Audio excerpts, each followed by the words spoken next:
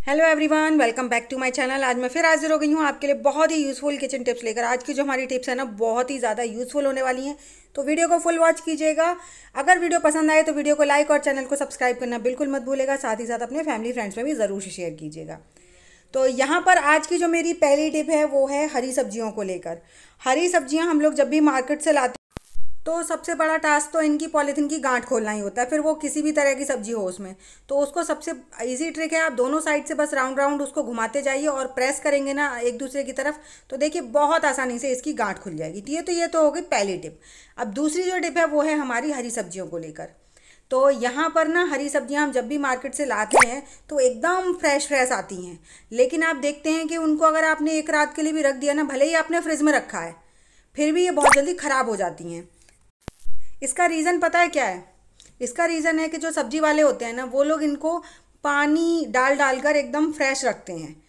पहले वो लोग क्या करते हैं कि जो बोरी होती है टाट की, उसको ऊपर से डाल देते हैं और उसके ऊपर इनके ऊपर जो बोरी होती है, बोरी के ऊपर ये लोग पानी डालते जाते हैं। तो उससे क्या होता है, ये सब्जियां फ्रेश रहती हैं। लेकिन अब हम लोग तो बोरी वगैरह में भर के पानी वगैरह में तो नहीं रख सकते, और फिर उनका तो एक दिन का बस रहता है। हमारे साथ तो कई बार ऐसा होता है कि हमें ये दो दो चार चार दिन भी कभी कभी स्टोर हो जाती हैं, नहीं टाइम मिलता बनाने का। तो देख सकते हैं इसमें भी एक दो पत्ता जो है वो पीला पीला आ गया, और वो लोग इस तरीके से पैक करते हैं कि ये पीले पत्ते जो होते हैं अंदर हो जाते हैं, ताकि हम लोगों को नज़र ना आए।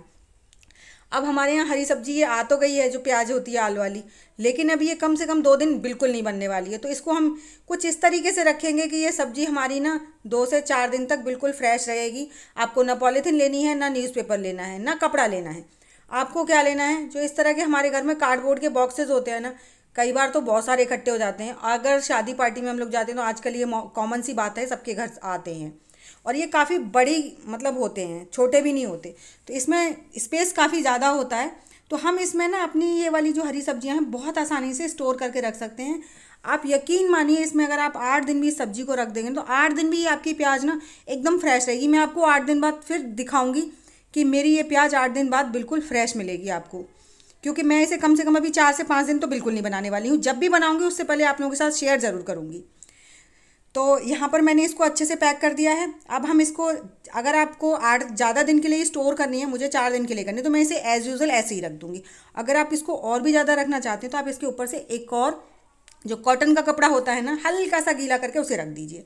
मैं धनिया पत्ती के साथ ऐसा करती हूँ। धनिया पत्ती को भी मैं कार्डबोर्ड के बॉक्स में रखूँगी, लेकिन इसको क्या करूँगी, मैं इसके ऊपर कॉटन का जो हमारा टॉवल होता है किचन हैंकी, उसको हल्का सा गीला करूँगी। उसमें पानी बिल्कुल नहीं रखूँगी, बस हल्का सा गीला है, और उसे इसके ऊपर से रख दूँगी। क्योंकि धनिया पत्ती बहुत जल्दी ख़राब होती है, और धनिया पत्ती जब तक हरी ना हो ना, तो ना तो वो सब्जी में टेस्ट अच्छा लगता है, ना ही डेकोरेशन के लिए अच्छी लगती है। तो इस तरह से जब भी आप अपनी हरी सब्जी को स्टोर करेंगे ना, आप देखेंगे ये काफ़ी टाइम तक एकदम ऐसे ही फ्रेश बनी रहेंगी। तो आई होप आपको ज़रूर पसंद आई होगी। छोटा सा आइडिया है, कबाड़ से भी हमने जुगाड़ कर लिया है। ये वेस्ट ही हो जाते हैं हमारे जो कागज़ के डब्बे होते हैं। तो चलिए इसी के साथ बढ़ते हैं नेक्स्ट आइडिया की तरफ। नेक्स्ट आइडिया है मेरा चीनी स्टोर करने को लेकर। काफ़ी लोगों के घरों में चीनी ज़्यादा आती है, किसी के घर में कम आती है, लेकिन प्रॉब्लम सबकी सेम होती है कि चीनी में ना चींटी और चींटे बहुत जल्दी हो जाते हैं। चाहे आप कितना भी उनको पॉलीथीन से कवर कर दो या न्यूज़पेपर से कवर कर दो, कुछ भी कर दो आप, भले ही छोटे डब्बे में हो या बड़े डब्बे में हो, इन दोनों में ना छोटी वाली जो बारीक वाली चींटी होती है ना, वो बहुत ही ज़्यादा होती है, और उनको तो निकालना इतना ज़्यादा मुश्किल हो जाता है, वो तो निकलती भी नहीं है। और अगर हम उन्हें ऐसे ही खा लेना तो हमारी सेहत के लिए बिल्कुल अच्छी नहीं होती।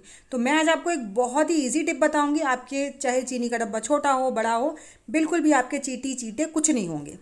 तो उसके लिए हमें सिर्फ 2 चीज़ चाहिए। ये है सरसों का तेल, जो मस्टर्ड ऑयल होता है, और साथ ही साथ ये है दूसरी चीज़ है विनेगर। हम इन 2 चीज़ों से ही ना एक इतना बढ़िया सोल्यूशन बनाएंगे।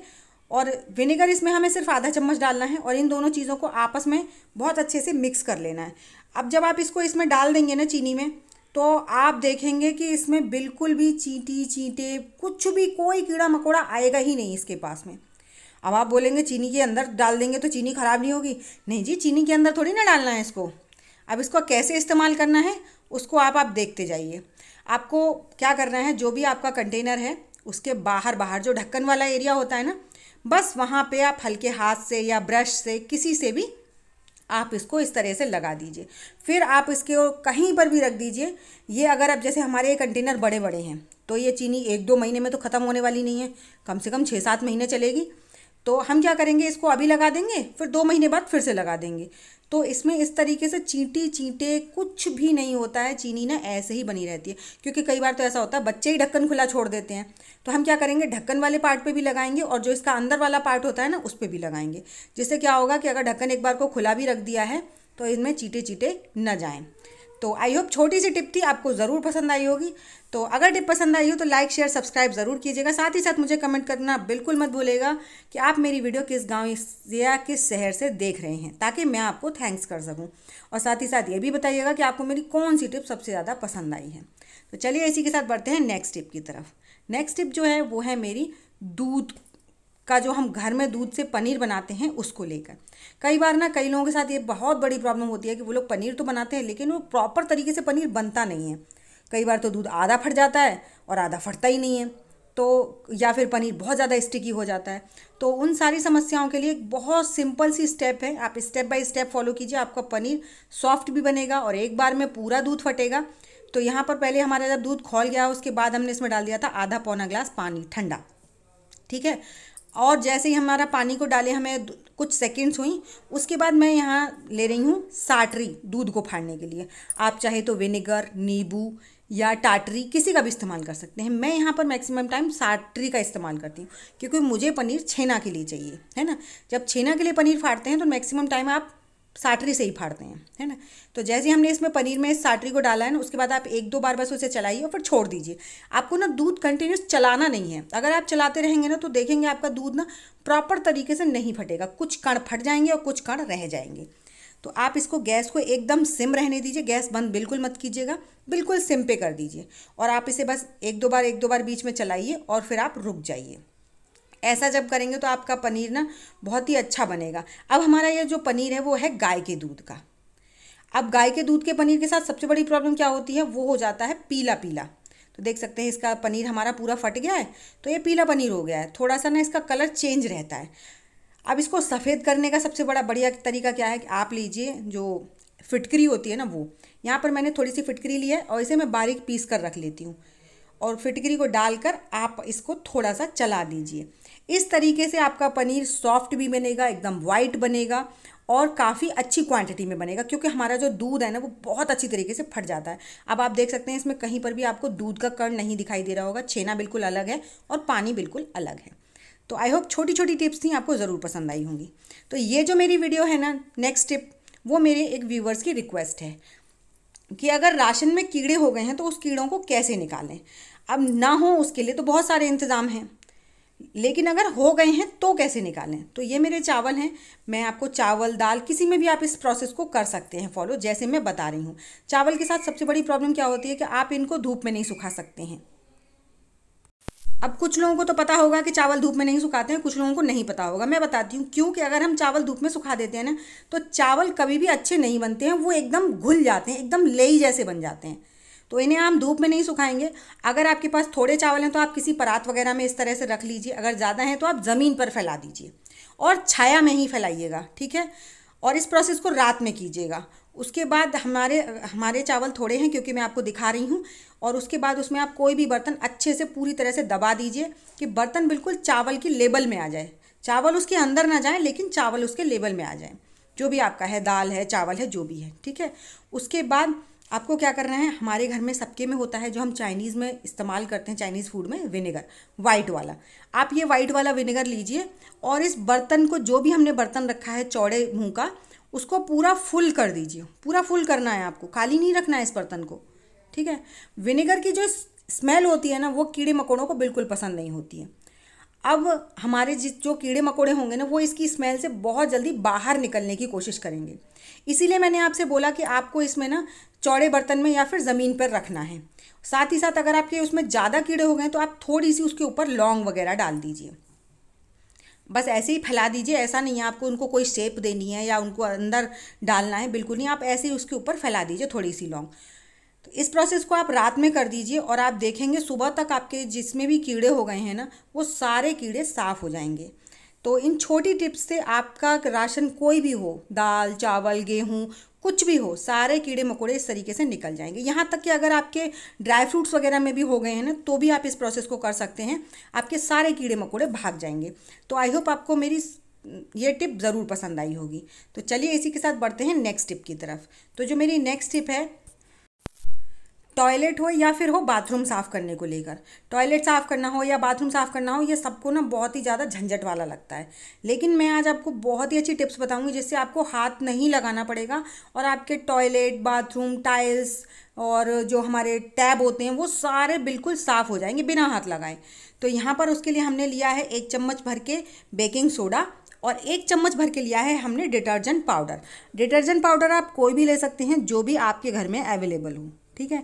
इन दोनों चीज़ों को कर लीजिए अच्छे से मिक्स, बढ़िया तरीके से मिक्स कर लीजिए, क्योंकि कई बार ऐसा होता है जो बेकिंग सोडा होता है ना उसमें थोड़ी सी डलियाँ बन जाती हैं, हल्की सी भी अगर सीलन पकड़ लेता है तो उनको अच्छे से फोड़ लीजिए और मिक्स कर लीजिए।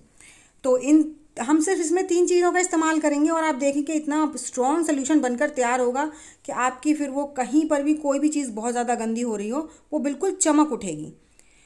तो यहाँ पर हम लेंगे 2 चम्मच भर के विनेगर, 2 से 4 चम्मच तक आप विनेगर ले सकते हैं और ये आपकी क्वांटिटी के ऊपर डिपेंड करता है आपको कितना बनाना है। और जैसे ही हम विनेगर डालेंगे तो सोडा में और सर्फ में रिएक्शन होगा, तो ये इस तरीके से सॉल्यूशन जो है हो जाएगा। तो कई बार तो ऐसा होता है कि कुछ लोगों को ना हार्पिक वगैरह एलर्जी करता है, तो आप उससे टॉयलेट वगैरह साफ़ नहीं कर सकते हैं, टाइल्स नहीं साफ़ कर सकते हैं। तो इस सॉल्यूशन से ना तो आपको कोई एलर्जी होगी, ना ही आपको कोई परेशानी होगी, और जितना हार्पिक से भी साफ़ नहीं होता ना उतना इससे साफ़ हो जाएगा। तो ये हमारा सॉल्यूशन एकदम बढ़िया तरीके से बन के तैयार हो गया है। अगर आप ज़्यादा बना रहे हैं तो किसी चौड़े बर्तन में लीजिएगा, क्योंकि ये एक साथ ना बहुत स्पीड में ऊपर के लिए भागता है, क्योंकि जैसे ही हम इसमें विनेगर ऐड करते हैं तो दोनों में रिएक्शन होता है, सोडा में और विनेगर में, तो इसमें बहुत स्पीड में बबल्स उठते हैं। थोड़ी देर बाद वो शांत हो जाते हैं, तो हम इस चम्मच को रख देते हैं और चलिए चलते हैं बिना हाथ लगाए। सबसे पहले हम टैब साफ़ करेंगे, फिर उसके बाद करेंगे टाइल्स साफ़, और देखेंगे कि बिना हाथ लगाए ना आप कितनी आसानी से साफ़ कर सकते हो। तो देखिए ये मेरा टैब है, इस पर ना काफ़ी ज़्यादा साबुन के और उसके निशान पड़ गए हैं। तो इनको हम बिना हाथ लगाए सिर्फ ब्रश से, हल्के हाथ से ही बस ब्रश लगाना है, ऐसा नहीं है बहुत सारा हमें इसमें ब्रश लगाना है या बहुत रगड़ना है, कुछ नहीं। बहुत जल्दी से आपका टैब एकदम नए जैसा चमक उठेगा।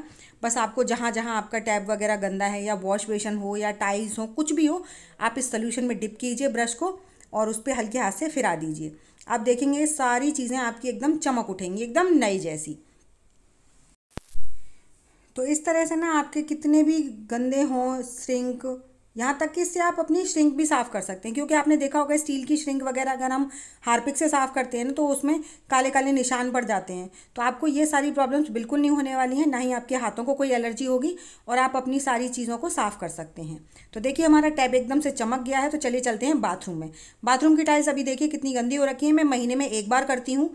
तो इसको हम इसी सॉल्यूशन से कर देते हैं, क्योंकि मुझे हार्पिक से बहुत जल्दी एलर्जी हो जाती है, तो मैं हार्पिक इस्तेमाल नहीं करती हूँ और मैं बस इसी सॉल्यूशन को बनाती हूँ, और बड़े वाले ब्रश से या फिर छोटे वाले ब्रश से बहुत ही आसानी से हम इसे साफ़ कर लेते हैं, और आपको कुछ भी ज़्यादा झंझट नहीं लगता है, बहुत आसानी से साफ़ हो जाती है। कितनी भी गंदगी लग रही हो आपके बाथरूम की टाइल्स में, सारी गंदगी साफ़ हो जाएगी। तो देखिए मैं अभी आपको पूरा साफ़ करके दिखाती हूँ, बहुत ही आसानी से बिना ज़्यादा रगड़ा पट्टी के ये चीज़ें हमारी साफ़ हो जाती हैं।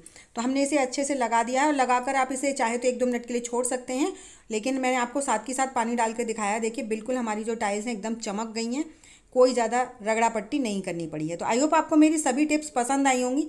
टिप्स अगर पसंद आई हो तो लाइक शेयर सब्सक्राइब ज़रूर कीजिएगा, और मुझे कमेंट कर ज़रूर बताइएगा कि आपको मेरी सबसे ज़्यादा कौन सी टिप अच्छी लगी है। तो चलिए ऐसी अमेजिंग टिप्स और ट्रिक्स के साथ मैं मिलती हूँ आपको अपनी नेक्स्ट वीडियो में। तब तक के लिए बाय बाय।